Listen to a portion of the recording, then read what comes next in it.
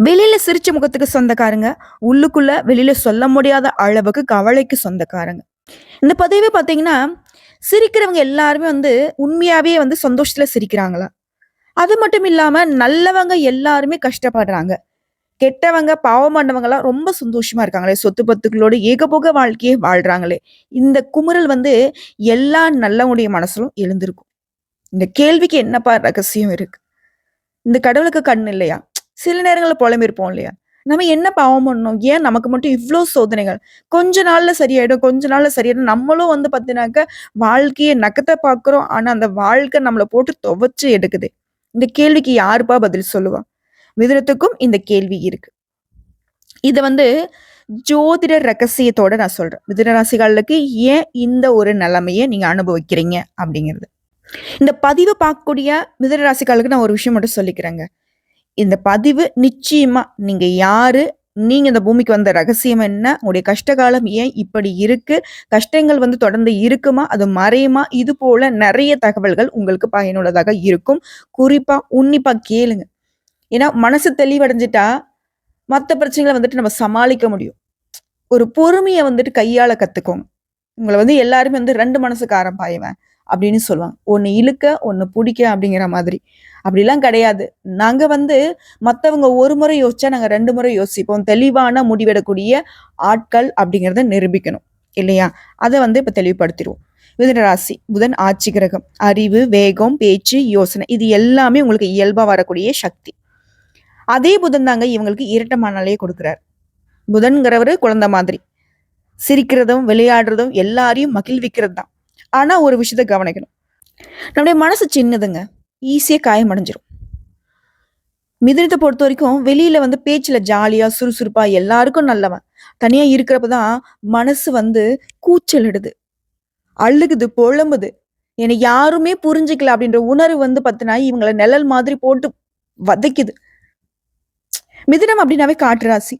காற்று அப்படின்னாக்கா, நிம்மதி இல்லாம அப்படி அலைஞ்சுகிட்டே இருக்கிறது. என்னடா இவன் காத்துக்கு இருக்க மாதிரி அலைஞ்சுகிட்டு இருக்கான்னு சொல்லுவாங்க இல்லையா? அது போல. இவங்களுடைய சிந்தனை நிம்மதி இல்லாம ஓடிக்கிட்டே இருக்கும். இதனாலவே உங்களுக்கு அமைதி கிடைக்கிறதுங்கிறது ரொம்ப அரிது. பலர் கேட்பாங்க. மிதுனம் சிரிக்காத நாளே இருக்காது. ஜோதி ரீதியா பார்த்தோம்னாக்கா, அந்த சிரிப்பு பல நேரங்கள்ல ஒரு முகமூடி தான். இது உண்மைதானே மிதுன ராசிக்காரங்க? நான் சொல்றது உண்மைதானே? நீங்க வெளியில சிரிக்கிறீங்க. உள்ளுக்குள்ள எவ்வளவு கவலைகளுக்கு நீங்க சொந்தக்காரங்க. மத்தவங்க நினைக்கிறேன், இவனா சிரிச்சுக்கிட்டே இருப்பான். இவங்களுக்கு கஷ்டமே இல்லப்பா அப்படின்னு. ஆனா மத்தவங்களுக்கு தெரியாது எனக்கு என்ன கஷ்டம் இருக்குன்னு. இல்லையா? உண்மையில அந்த சிரிப்பு அவங்களுடைய சோர்வை சமாளிக்குது. அவங்களுடைய சோதனைகளை மறைக்குது. மனதளவுல சொல்லனாக்கா மிதுன ராசிக்காரங்க அதிகமா யோசிப்பாங்க. அவருடைய சிந்தனை எப்பவுமே ஓடிக்கிட்டே இருக்கும். அந்த எண்ணங்கள் வெளிப்பட முடியாத போதுதான் அது சிரிப்பா மாறும். புரியுதுங்களா? உள்ளுக்குள்ள யோசிச்சுக்கிட்டே இருக்காங்க. அது ஒரு மாதிரி கஷ்டமா இருக்கு, சங்கடமா இருக்கு. அது வெளிப்படுத்த முடியல. நான் பேசுனா ஆப்போசிட்ல சண்டை சச்சரவா மாறும். நான் பேசுனா முன்னாடி இருக்கவங்களுடைய மனசு காயப்படும். என் மனசு காயப்பட்டா பரவாயில்ல. சிரிச்சுக்கிட்டு நகர்ந்துக்கலாம். இதுதான் மிதுனம் புன்னகையால தன்னுடைய புண்பட்ட மனசின் காயத்தை மறைச்சுக்கிட்டு இருக்கு. சிரிப்பால. மிதுனம் நல்லவங்களா கெட்டவங்களா? அது அப்புறம் சொல்றேன். யாரெல்லாம் அதிகமா கஷ்டப்படுறீங்களோ நீங்க நல்லவங்க. இந்த சோதனைகள் எல்லாமே உங்களை சுத்தப்படுத்துது. இதை ஃபர்ஸ்ட் தெரிஞ்சுக்கோங்க. பின்னாடி நான் சொல்றேன். மிதுனத்தை பொறுத்த வரைக்கும் சின்ன வயசுல இருந்து ஒரு விஷயம் கத்துக்கிறாங்க அப்படின்னாக்கா அது மனசுக்குள்ளேயே இருக்கும். ஆனா வெளியில காட்ட மாட்டாங்க. இவங்களுடைய பேச்சு இனிமையான குரலா இருக்கும். ஆனா மனசுல குழப்பமா இருக்கும். பெரும்பாலும் இவங்களுடைய கஷ்டங்களை, மன அழுத்தத்தை எப்படி மறைக்கிறாங்க அப்படின்னாக்கா இவங்க பெற்றோர்கிட்ட கத்துருப்பாங்க. அது அவங்க பெரியவன் ஆனாலையும் அந்த பிரச்சனை அவங்களுக்கு வந்துகிட்டே இருக்கு. மிதுனத்துல புதன் இருந்தா அது அறிவை கொடுக்கும். ஆனா அந்த புதனோட சனி சேர்ந்தா அந்த அறிவு சுமையா மாறும். சனி புதனை கட்டுப்படுத்தும் போது அந்த ராசிக்காரனுடைய சிரிப்பின் பின்னால் சுமை வாழும். அதுதான் இவங்களுடைய உண்மை ரகசியம். மிதுனராசி கஷ்டப்படுது அப்படின்னாக்கா உங்களுக்கு சனி பகவான் சோதிக்கிறாங்கிறதாங்க அர்த்தம்.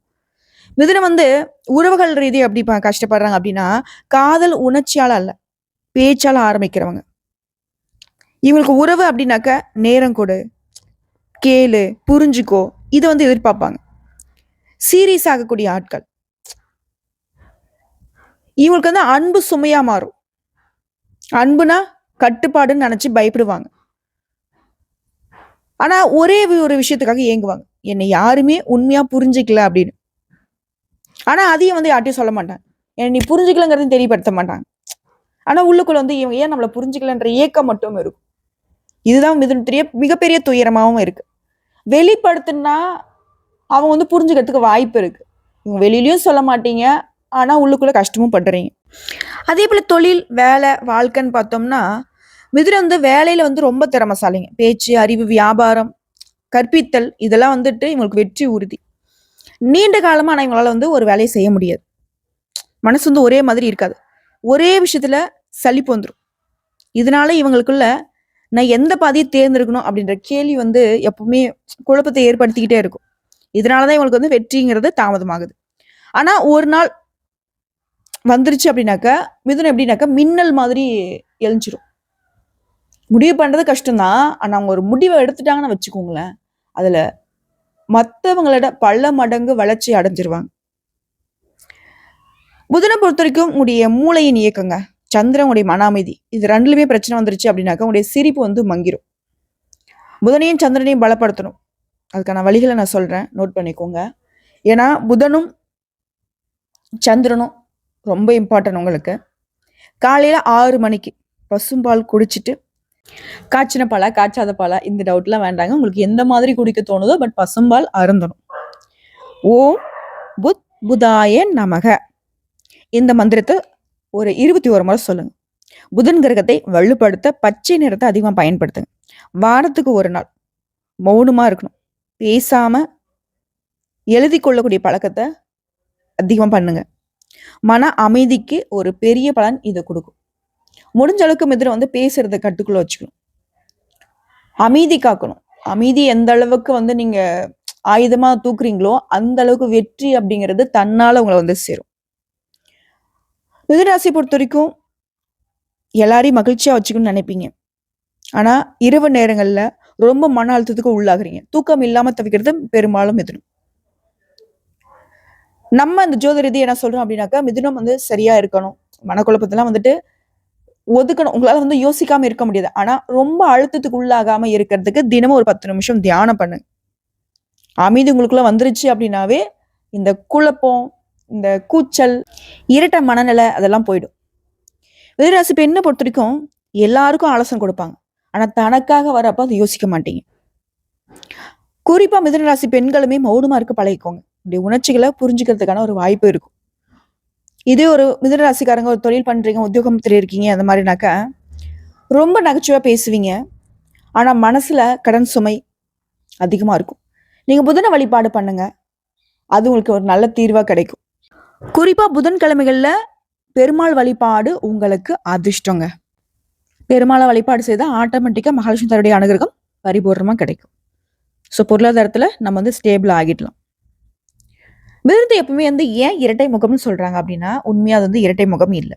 இரட்டை மனம் கொண்டவங்க அல்ல, இரட்டை உணர்வு கொண்டவங்க. ஒரு மனசு எப்பவுமே கவலைப்பட்டுக்கிட்டே இருக்கும், ஒரு மனசு ஓய்வு இல்லாம யோசிச்சுக்கிட்டே இருக்கும். இது ரெண்டையும் கையால கத்துக்கிட்டா மிதுனம் ஜெயிச்சிடும். அதுதான் வந்து முடியாத விஷயமா இருக்கு. இதற்கு தீர்வு என்னன்னு பார்த்தீங்கன்னா அமைதியா உட்கார்ந்து எழுதக்கூடிய பழக்கமும், தியானம் பண்றதும், நிறைய இயற்கையோட நடக்கிறதும் உங்களுக்கு வந்து ஒரு தீர்வா இருக்கும். ஒரே ஒரு விஷயம் தான், எப்பவுமே ஒரு மாதிரி ஸ்ட்ரகிளா இருக்கு ஃபீல் பண்றீங்க அப்படின்னா கண்களை மூடுங்க. ஒரு ஆழமான மூச்சு இழுத்து விட்டுட்டு, ஏன்னா நீங்க வந்து காற்று ராசி, அமைதியா ஒரு 10 நிமிஷம் உட்காந்துருங்க. உடைய எண்ண ஓட்டங்களை கவனிங்க. நம்ம என்ன பத்தி யோசிக்கிறோம், இது இப்ப தேவையா, அந்த மாதிரி உங்களுக்கு அதுலயே ஒரு தெளிவு வந்துடும். இதோட மெல்ல மெல்ல அந்த கூச்சல் குழப்பம் இருக்கு இல்லையா, இந்த யோசனை அந்த யோசனை, அந்த மாதிரி சத்தம் எல்லாம் குறைய ஆரம்பிச்சிடும். அங்கதான் உங்களுடைய உண்மையான சிரிப்பு போறக்கும். நீங்க சிரிக்கிறப்போ அது உங்க முகத்துல வரக்கூடாது, அது உங்க உள்ளத்துல இருந்து வரணும்.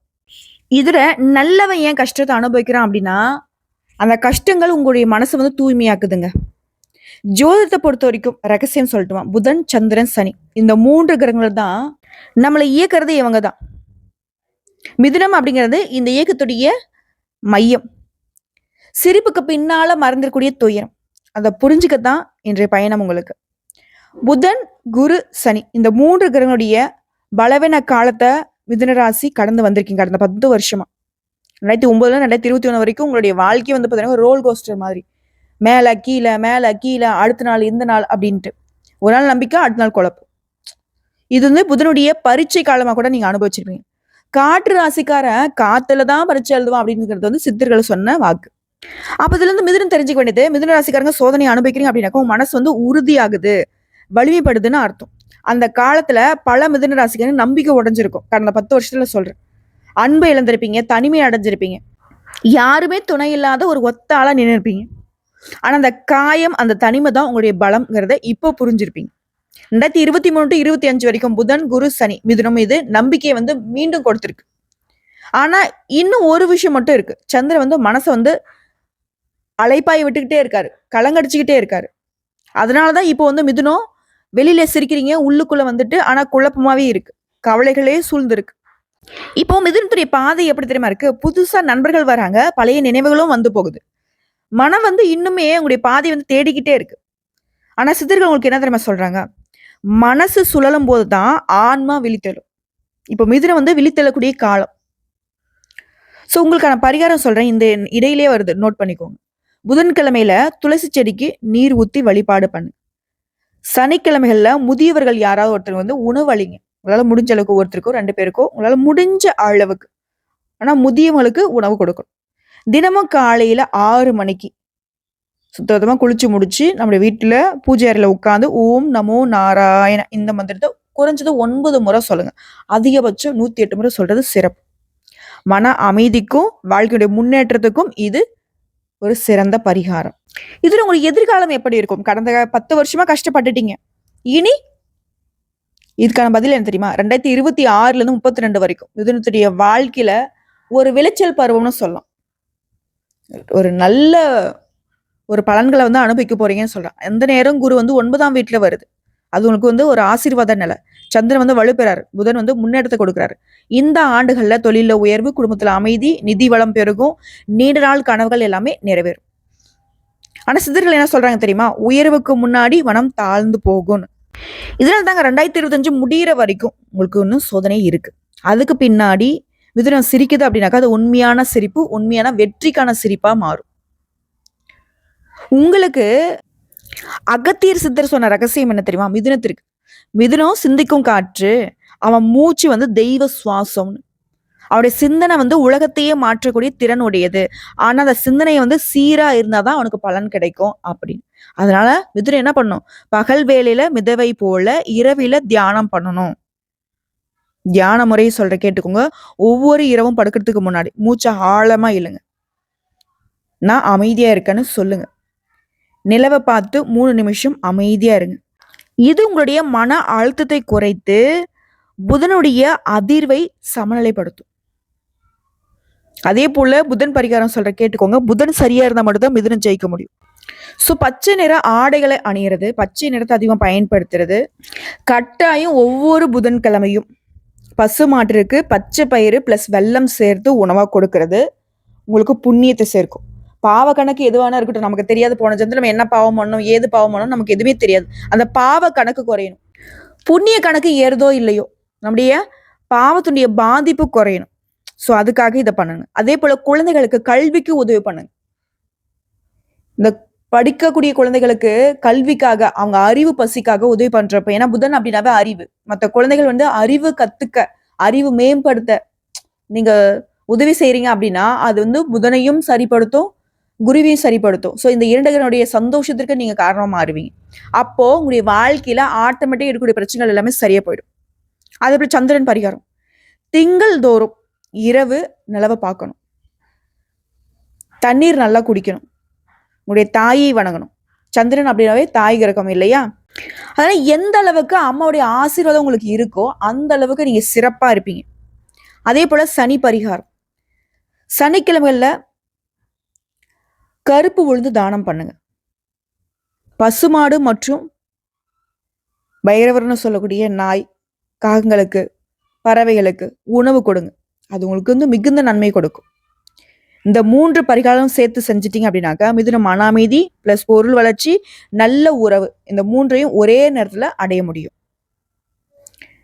இதோட சித்தர்கள் உங்களுக்கு சொல்லக்கூடிய எச்சரிக்கை என்ன தெரியுமா? உன்னுடைய பேச்சு தான் உன்னுடைய உயிர். அதனால நீ பேசக்கூடிய வார்த்தைக்கு உயிர் இருக்கு. நீ என்ன நினைச்சு பேசுறியோ உன் வாக்கு பழிக்கும். அதை புரிஞ்சுக்கிட்டு பேசு. நீ நம்பிக்கையோட பேசுனா அந்த நம்பிக்கை பழிக்கும். நீ கோபம் பேசினா அந்த கோபம் பழிக்கும். நீ ஒருத்தருக்கு சாபம் விட்டினா சத்தியமா பழிக்குங்க. ஆனா அந்த சாபத்துடைய பலன்களை அவங்க அனுபவிச்சாங்க அப்படின்னாக்கா அந்த அவங்க வருத்தப்படக்கூடிய பாவத்துடைய பலன் உங்க கணக்குல சேர்ந்துரும். இதனாலதான் மிதுனத்துக்கு சித்தர்கள் சொன்ன ரகசியம் என்ன தெரியுமா? நீ எதை பேசினாலும் சரி யோசிச்சு பேசு அப்படின்னு. வார்த்தைய விதையா கருதி பேசணும்னு சொல்றாங்க. அதுதான் உங்களுடைய குண்டலினி சக்தின்னு சொல்றாங்க. மிதுனம் வந்து ஜாலியா சிரிக்கணும், மனசு நிம்மதியோட இருக்கணும். இப்போ மிதுனம் யோசிக்கிறது என்ன? நான் ஏன் கஷ்டப்பட்டேன், இப்ப ஏன் கஷ்டப்படுறேன், திரும்ப நான் கஷ்டப்படுவேனா யோசிக்கிறியா? இப்ப சொல்றேங்க, நடந்தது உன்னை வலுப்படுத்துச்சு, நடக்கிறது உன்னை சோதிக்குது, நடக்க போறது உன்னை காப்பாத்தும். இதுதான் மிதுனராசியுடைய முக்கால ரகசியம். இதை புரிஞ்சுக்கோ. சித்தர்கள் சொல்றது என்ன தெரியுமா? சிரிப்பு ஒரு மருந்து, ஆனா அது வந்து உண்மையான சிரிப்பா இருக்கணும். அதுதான் உன்னுடைய வாழ்க்கை. இதனால வரைக்கும் நீ சிரிச்ச பக்கத்து சிரிப்பை மறந்துரு. நீ சிரிச்ச அப்படின்னாக்கா அது உண்மை இருக்கணும். அதுக்கு தகுந்தாற் படம் வாழ்க்கையை மாத்திக்கும். பொறுமையா இரு, அமைதியா இரு. மௌனம் மௌனம் மௌனம் மட்டும்தான் மிதுனத்துடைய பெரும் பலம். அதை புரிஞ்சுக்கோ. இப்போ உன் சிரிப்பு மாறப்போகுது. உன் துன்பம் மறைக்கல்ல, அது நம்பிக்கையே மேம்படுத்த. இப்ப மிதுனராசி இதனால வரைக்கும் பட்ட கஷ்டம் என்ன தெரியுமா? உனக்கு கருமத்துடைய பாசம். நீ நல்லவன், ஆனா உன்னுடைய பூர்வ ஜென்மத்துல சில பிழைகள் இருக்கலாம். அந்த பிழைகள் தான் இப்ப கஷ்டமா உனக்கு வந்திருக்கு. ஆனா அது உன்னை வந்து கஷ்டப்படுத்த வரல, உன் வாழ்க்கையை வந்து சுத்திகரிக்குது. அதுக்குதான் சித்தர்கள் சொல்லியிருக்காங்க, நல்லவன் கஷ்டப்படுறது வந்து தண்டனை இல்ல, அது தூய்மையாகிற காலம் அப்படின்னு. புதன், சனி, சந்திரன் இந்த 3 கிரகங்களும் நம்முடைய மனசை, நம்முடைய கர்மத்தை வந்து பிரதிபலிக்கூடியவங்க. சனி சொல்றது என்ன தெரியுமா? நீ செய்யறதுக்கு தகுந்த மாதிரி நான் பலன் தருவேன். அதனால சில நல்லவங்க இப்ப சிரமத்துல இருக்காங்க. அந்த சிரமம் வந்து அவங்க வாழ்க்கைக்கு முடிவா இருக்காது. புரியுதுங்களா? அவங்கள நான் வந்து தயார்படுத்துறேன் அப்படின்னு. பாவம் பண்ணவனுக்கு வந்து உடனடியா சுகம் கிடைக்கும். ஆனா அவனுக்கு நீண்ட நாள் நிம்மதி கிடைக்காது. பாவம் பண்ணாதவன் கஷ்டப்படுறானா, அவனுக்கு வந்து அந்த கஷ்டங்கிறது சிறிது காலம் தான். அவனுக்கு இறுதியில தெய்வீக அமைதி கிடைக்கும். கெட்டவன் இப்ப சிரிக்கிறான், ஆனா அவனுடைய கிரகம் சுழன்றாலே அந்த சிரிப்பு கண்ணீரா மாறும். நல்லவன் இப்ப அழுறானா, அவனுடைய சனி பரிபூர்ணமா அவனை பலப்படுத்திட்டாரு. அவன் சிரிப்பு வந்து உலகத்துக்கு ஒளி தரும். பாவப்பட்டவனுடைய சிரிப்பு அவனுக்கு மட்டும்தான் சந்தோஷம், அதுவும் தற்காலிகமா. நல்லவன் சிரிச்சான் அப்படின்னா அந்த சிரிப்பு உலகத்துக்கே வெளிச்சம் தரும். உனக்கு நடந்தது என்ன? நீ நல்லது பண்ண, ஆனா காயமடைஞ்ச. அது உன் பாவம் இல்ல, அதனுடைய பரிசுத்தம். இப்ப நடக்கிறது என்ன? உன்னுடைய கிரகங்கள் உன்னை சோதிக்குது. சனி உனக்கு பொறுமையை கத்துக் கொடுக்குது. சந்திர பகவான் உணர்ச்சிகளை வந்து வெளிப்படுத்த தூண்டி விடுறாரு. புதனுடைய சிந்தனையை வந்து மேம்படுத்துறாரு. நடக்க போறது என்ன தெரியுமா? 2026க்கு பிறகு சனியுடைய சுழற்சி முடிஞ்சது. நல்லவன் வாழ்க்கை திரும்பவும் வந்து சந்தோஷத்தை நோக்கியும் நிம்மதியை தேடியும் போக போகுது. கர்மம்ங்கிறது ஒரு விதை மாதிரி, அது உடனே முளைக்காது. சில விதைகள் சில ஆண்டுகளுக்கு பிறகுதான் மலரும். அதுக்காக தான் சில கெட்டவன் இப்ப நிம்மதியா இருக்கான். அவனுடைய விதை வந்து இன்னும் முளைக்கல, அவ்வளவுதான் வித்தியாசம். ஆனா நல்லவன், அவனுடைய கர்ம விதைகள் வந்து இப்ப வந்து சுத்திகரிப்பு நிலையில வந்திருக்கு. அவனுடைய துயரம், அவனுடைய பாவம் எல்லாமே ஒரு தீப்பொறி மாதிரி அப்படி சுத்திகரிச்சுட்டு போயிடும். ஸோ இருந்தாலும் மிதுனத்துடைய இந்த கஷ்ட காலங்கள் அப்படிங்கிறது சிறிது காலம்தான், அது மறைய போகுது. நீங்க வாழ்க்கையில இந்த 3 பரிகாரத்தை தொடர்ந்து செஞ்சுட்டு இருந்தீங்கன்னாக்க வெற்றிங்கிறது நிரந்தரமா கிடைக்கும்.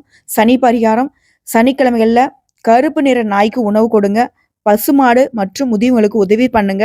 புதன் பரிகாரம், புதன்கிழமை அன்னைக்கு துளசி செடிக்கு நீர் ஊத்துங்க. கல்விக்காக கஷ்டப்படக்கூடிய குழந்தைகளுக்கு உதவி பண்ணுங்க. சந்திரன் பரிகாரம், திங்கள் இரவு நிலவை பார்க்கணும், தாயை வணங்கணும். மனப்பரிகாரம் பொறுத்த வரைக்கும், ஏன்னா மிதுனங்கிறது இரட்டை மனசு கொண்டவங்க இல்லையா?